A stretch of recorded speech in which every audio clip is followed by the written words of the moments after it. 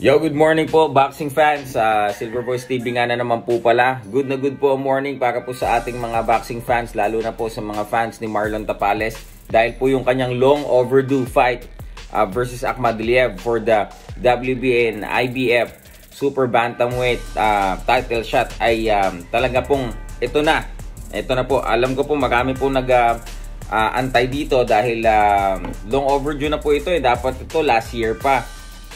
Pero nga po, yung binaba pong mandato ng IBF na kailangan until January 4 magkaroon na po ng deal. Ito pong dalawang kampo sa pagitan ni Akhmadaliev at Marlon Tapales, dahil kung hindi po magkakaroon ng deal up until January 4 mag-order po ng first bid ang IBF. So sa makatuwid po, January 3 US time, nag-reach na po into deal ang dalawang kampo. Hindi na po kailangan pang paabutin sa first bid. So bigyan ko lamang po kayo. By the way, sabi ni Sir Sean, by March 11 mangyayari ito. By March 11 or before March 11 mangyayari po itong laban. So bigyan ko lang kayo ng background. Bakit ang tagal nag-antay dito sa laban na to, magmula nung manalo si Marlon Tapales dito sa title eliminator against Teshigawara, no? So nung June 27 nung nakaraang taon kasi mga kaibigan, dun pa lamang in order na po ng IBF ang itong kampiyon na si Akhmadaliev to commence into a negotiation dito nga sa kampo po ni Marlon Tapales. Ayan po ay may deadline na July 26, 2022 or else mag-order po ng first bid. Pero mga kaibigan, nung July 14, 2022, ito pong IBF pinayagan po nila yung request po ng champion na si Akhmadaliev na 60-day medical extension na mag-expire nga po nung November 23, 2022. Okay?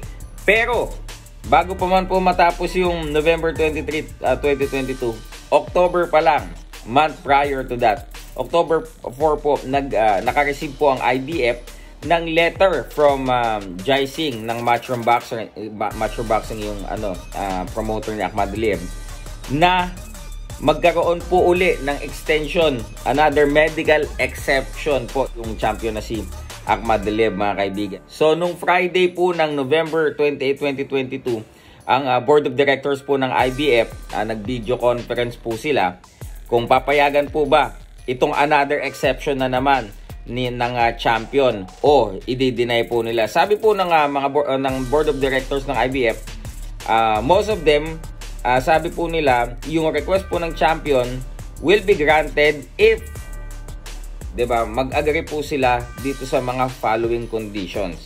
Una, si Akhmadaliev po at Tapales, sila po ay maglalaban on or before March 11. Okay, yan po ang una. Pangalawa, negotiations for Akhmadaliev and Tapales junior featherweight bout or super bantamweight, yung 122, shall commence immediately and be concluded by Wednesday, January 4th, 2023. Kapag hindi po nangyari yan, IBF will order a first bid. So US time January 3, they come up into a deal, they reach into a deal na daw po, and securing a title shot for Marlon Tapales. Not only one title but two, no? IBF and WBA. So, yan pong laban na yan ay kung hindi po gaganapin ng March 11, malamang po mas maaga as per Sir Sean Gibbon. So, congratulations, Champ Marlon Tapales.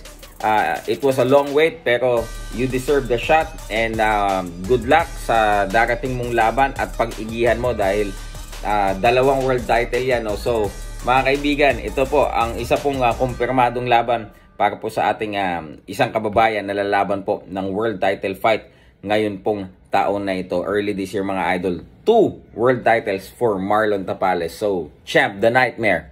Viva! Woo! Let's go!